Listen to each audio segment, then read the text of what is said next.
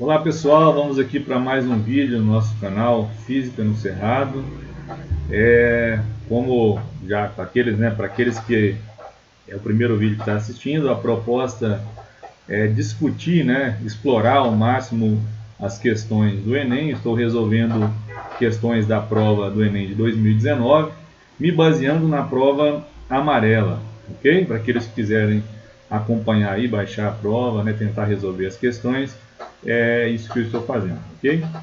Não é como a proposta do canal, não é apenas resolver as questões, mas explorar ao máximo, revisar os conteúdos, o que vai ajudar aqueles que estão estudando agora essas disciplinas, ou aqueles que estão revisando, ou aqueles que estão se preparando até mesmo para outras provas. Não é exclusivo ao Enem, o Enem é apenas um pano de fundo, digamos assim, Vamos então à questão da prova, a questão número 95 da prova de 2019, essa que eu estou aí resolvendo com vocês, E a questão diz o seguinte: as redes de alta tensão para a transmissão de energia elétrica geram um campo magnético variável o suficiente para induzir corrente elétrica no arame das cercas. Veja que aqui já tem bastante informação, Nessa primeira parte aqui da questão já tem muita informação.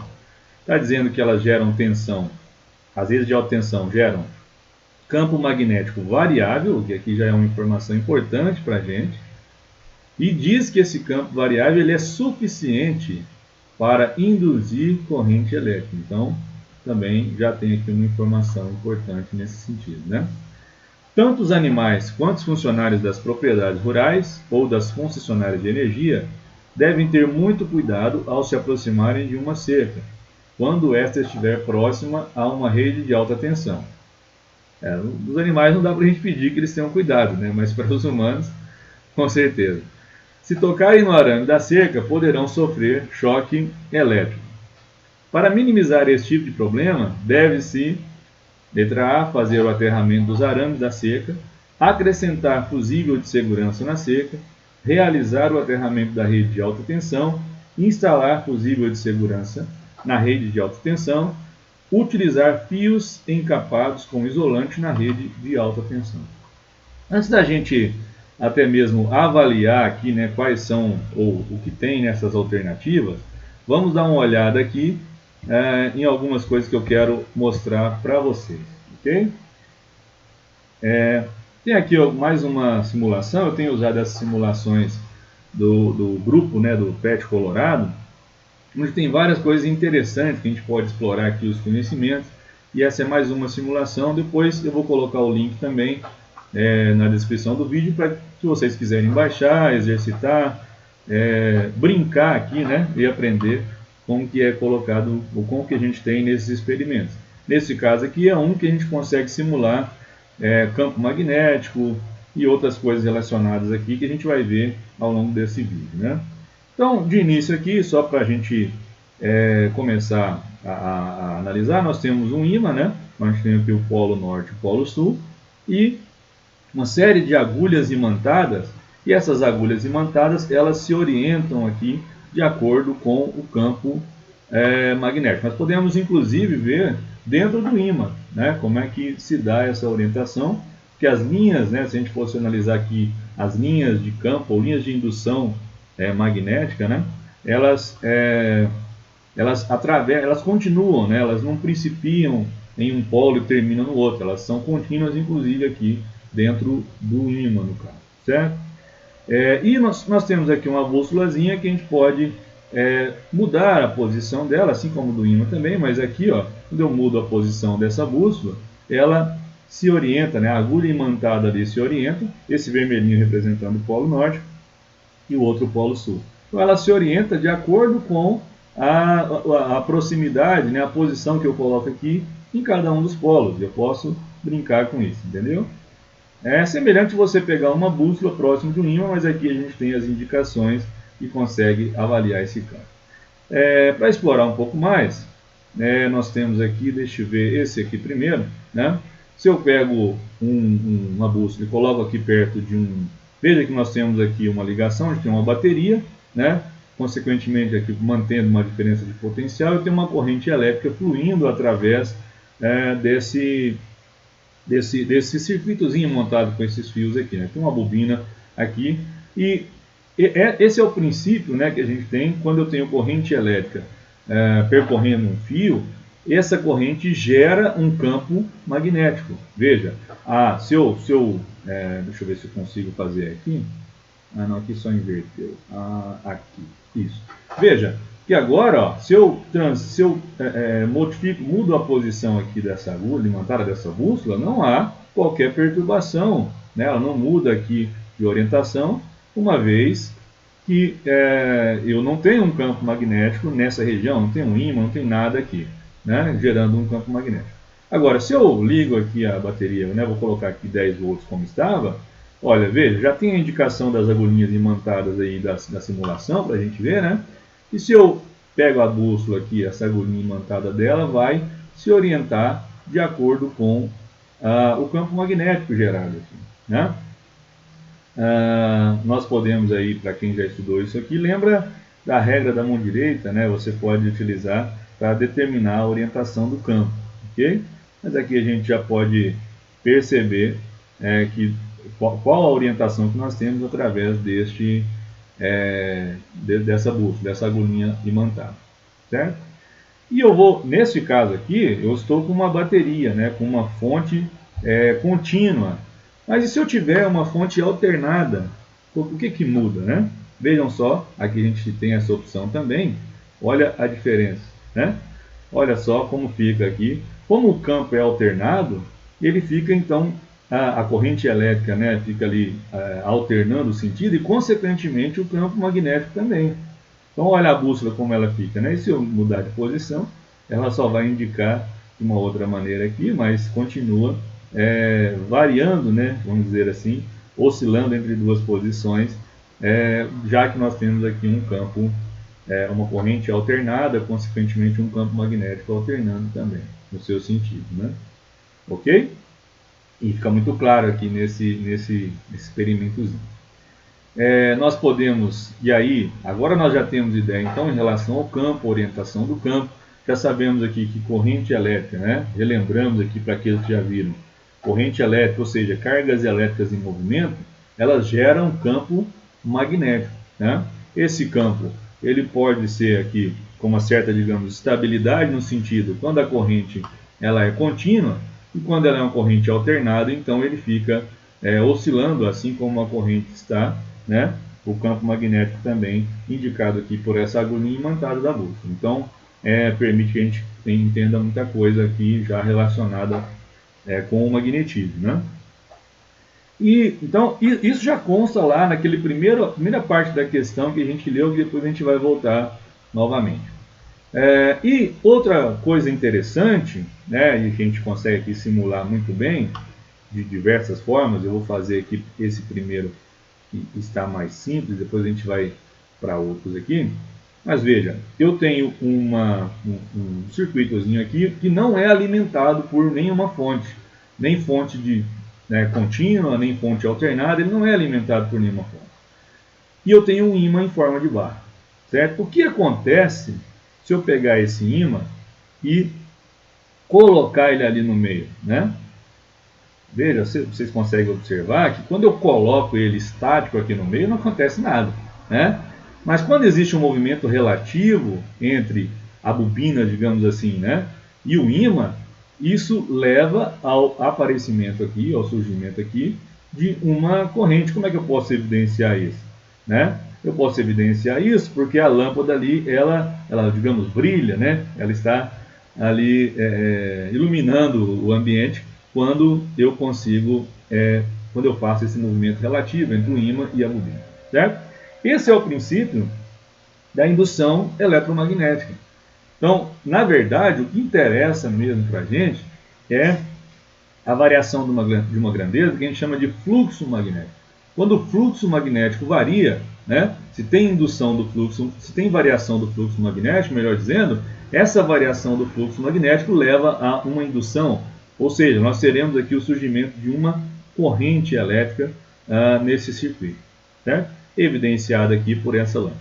Então, enquanto eu estiver aqui fazendo esse movimento, né, relativo entre o ímã e a bobina, né, eu vou perceber isso. Se eu só coloco ela aqui no meio parada, ou próximo, ou em qualquer posição, não vamos ter a indução.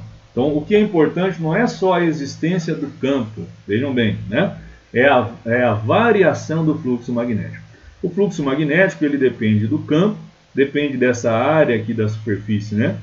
Atravessada pelo campo, aqui definida pelas bobinas, e também do ângulo. A gente depois pode escrever isso aí numa equaçãozinha. Na verdade, vai aparecer para vocês e eu vou comentar de novo do que depende esse fluxo magnético. Além disso, nós podemos aqui, de uma outra forma, esse aqui, né? Aqui é bem parecido, só que ao invés de ter um ímã em forma de barra, um ímã permanente que a gente fala, né? Eu tenho um eletroímã, que a gente já viu aqui em outro momento. Só que agora nós temos aqui, digamos, dois circuitos, né? Eu tenho esse eletroímã ligado a uma fonte, eu tenho essa bobina ligada a uma fonte que está se comportando como um eletroímã, já que tem uma corrente percorrendo esses fios, ou seja, está gerando um campo magnético, né? Eu posso fazer aquela brincadeira de novo, zerar aqui, né? Zerar aqui, aí eu não tenho campo, né? Aí é até legal a gente fazer isso pelo seguinte, né? Vamos voltar aqui, depois eu zero para a gente entender. Quando esse campo sai aqui, veja que aqui eu tenho uma corrente, e eu tenho uma corrente e uma DDP aqui contínua, né? Então gera um campo com uma certa, mantendo aqui a sua orientação, né? Então não acontece o processo, não tem o processo de indução, não aparece uma corrente aqui nesse outro circuito que está ligado na lâmpada. Mas se eu pegar isso aqui, né, se for possível fazer aquela brincadeira de novo do movimento relativo, né, devido ao processo de variação do fluxo magnético, nós teremos aqui também a indução novamente, certo? Você consegue perceber de novo a mesma coisa que eu fiz no caso lá de um ímã em forma de barra, ok? É claro que se eu não tiver, se eu zerar aqui, minha bateria acabou, né? Vamos pensar assim. Então não tenho mais, mantendo aqui uma diferença de potencial, não tem corrente elétrica percorrendo essa bobina, né? Obviamente, consequentemente, nós não temos campo magnético. Então eu posso ficar aqui brincando, né, fazendo esse movimento relativo, que não vai acontecer nada, porque é necessário que exista o campo magnético, mas mais do que isso, é necessário que tenha uma variação do fluxo magnético para que aconteça o processo de indução, certo?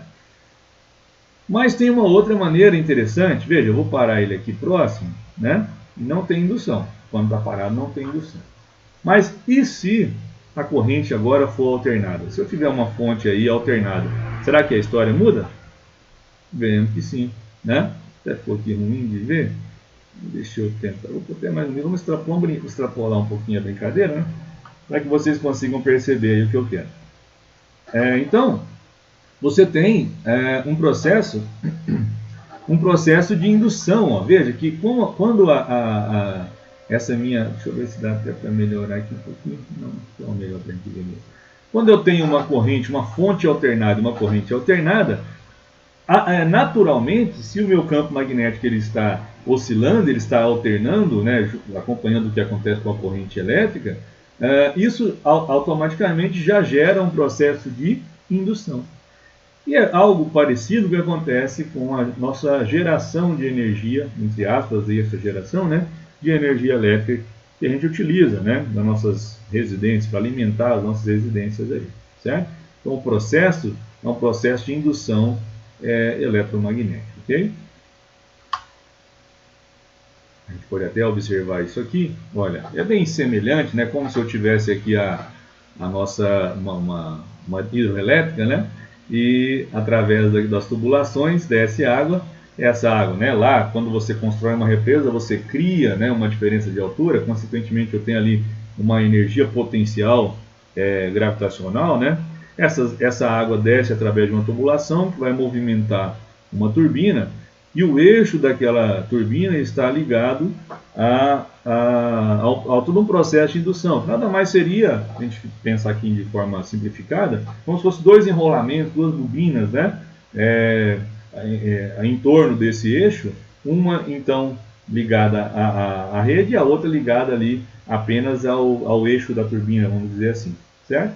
E esse movimento, já que nós temos ali um campo magnético gerado, essa variação do fluxo magnético é que vai dar origem a nossa corrente alternada, né, a nossa DDP alternada que nós temos aí, a nossa tensão alternada, se preferir, que nós temos aí na nossa rede elétrica convencional.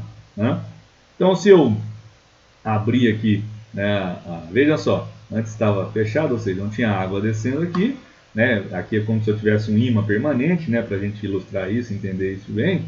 Não tem nenhum movimento relativo aqui, não tem variação do fluxo, né?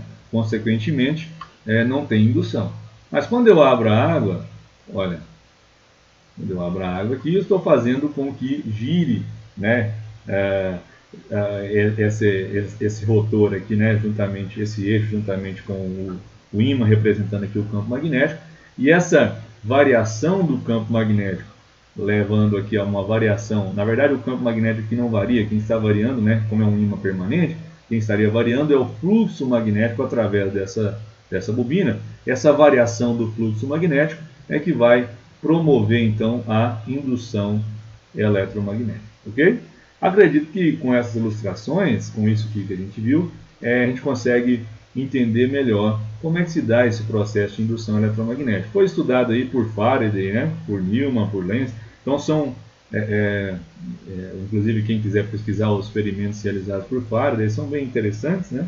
Mas aqui a gente consegue ilustrar bem aquilo que foi descoberto e tão importante para todos nós, né?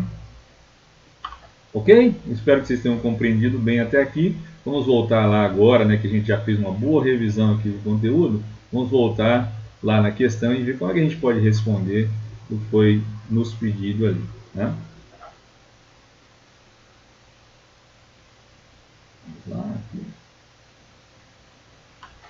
Ok. Então vamos só reler, né? As redes de alta tensão para a transmissão de energia elétrica geram um campo magnético variável, tá vendo? Né? O suficiente para induzir corrente elétrica no arame da cerca. Tanto os animais quanto os funcionários das propriedades ou das concessionárias de energia devem ter muito cuidado ao se aproximarem de uma cerca quando esta estiver próxima a uma rede de alta tensão, pois, se tocarem no arame da cerca, poderão sofrer choque elétrico. Para minimizar este tipo de problema, deve-se... Então, eu vou começar de baixo para cima, né? A gente analisar a situação. Mas antes disso, só dar uma lembrada aqui, ou dar um enfoque no que eu disse para vocês em relação ao fluxo magnético. Então, esse fluxo magnético, ele, para quem aí já viu e não lembra, ou quem ainda não viu, ele depende da intensidade do campo, né, ou da indução magnética, a gente costuma usar a letra B, a área da seção, né, por onde essas linhas de indução, linhas de campo magnético passam. Então, aqui seria representado para a gente por esse plano aqui em amarelo, ou outra cor próxima disso, né? E o cosseno do ângulo, onde esse ângulo θ é o ângulo entre a orientação aqui do campo magnético e um vetor normal à superfície, né? Então, esse ângulo θ está colocado aqui para a gente na figura. Acho que dá para vocês verem aqui, né? O ângulo θ colocado aqui para a gente, né? Entre o vetorzinho normal. O vetorzinho normal ao plano é esse vetorzinho que faz aqui um ângulo de 90 graus com o plano, né? Então, a área dessa seção, desse plano aqui que eu estou considerando, o campo magnético, a orientação do campo, e esse ângulo, então, entre esses dois vetores é que é importante. Por que isso aqui é interessante? E como é que o fluxo vai variar? Porque o que interessa para a gente na indução, como eu disse para vocês, é a variação do fluxo. Então, como é que o fluxo pode variar? O fluxo pode variar se o campo variar, se essa área variar, ou se o ângulo variar, né? Pensar no campo variar é tranquilo, pensar na área variar também, poderia estar entrando ali na região onde tem um campo, ou saindo, alguma coisa assim. E o ângulo, como é que é? É também tranquilo, é só você imaginar que esse plano aqui ele poderia estar girando, né? Como nós vimos lá na animaçãozinha, né? Na simulação que eu mostrei para vocês, o último passo aí. Então, quando esse ângulo está variando, quando qualquer dessas três variáveis aqui, né, desses três pontos aqui da minha equação estiver variando, o fluxo magnético está variando, né? Então basta que um deles varie. Se o campo varia, tem variação do fluxo. Se a área varia, tem variação do fluxo. Se o ângulo varia, tem variação do fluxo. E o que interessa na indução, que vai levar uma força eletromotriz induzida, né, e consequentemente uma corrente induzida, é justamente o que? A variação do fluxo magnético. É isso que é importante, certo? Voltando aqui então às alternativas da questão agora, né, a gente tem o que? Vindo de baixo para cima, como eu falei para vocês, nós temos utilizar fios encapados com isolante na rede de alta tensão. Isso não ajudaria em nada. Você colocar o fio estar encapado não blinda o campo magnético que ele está gerando. Tá? Então isso aqui não ajuda em nada, né, para minimizar esse tipo de problema. Instalar um fusível de segurança na rede de alta tensão. O fusível de segurança é para impedir que ultrapasse um certo valor de corrente e com isso ele é desarmado. Isso na rede de alta tensão não faria nenhum sentido, né? Aproveitando também, geralmente quando você vai transmitir energia, né, através dessas redes de alta tensão, o que é feito é elevar ao máximo a tensão e aí você reduz o valor da corrente elétrica justamente para diminuir as percas por efeito Joule, né? Então, só para aproveitar esse item aqui da questão também. Realizar o aterramento da rede de alta tensão não faz sentido, né? Até porque isso seria muito mais prejuízo do que ajudaria na questão colocada aqui em relação ao choque elétrico. Acrescentar o fusível de segurança na cerca, novamente não faz sentido, né? Porque o fusível é apenas para proteção quando ultrapassa um determinado valor de corrente, né? Então não faria muito sentido isso, não é a melhor opção. Então, né, sobra para a gente aí a letra A, né?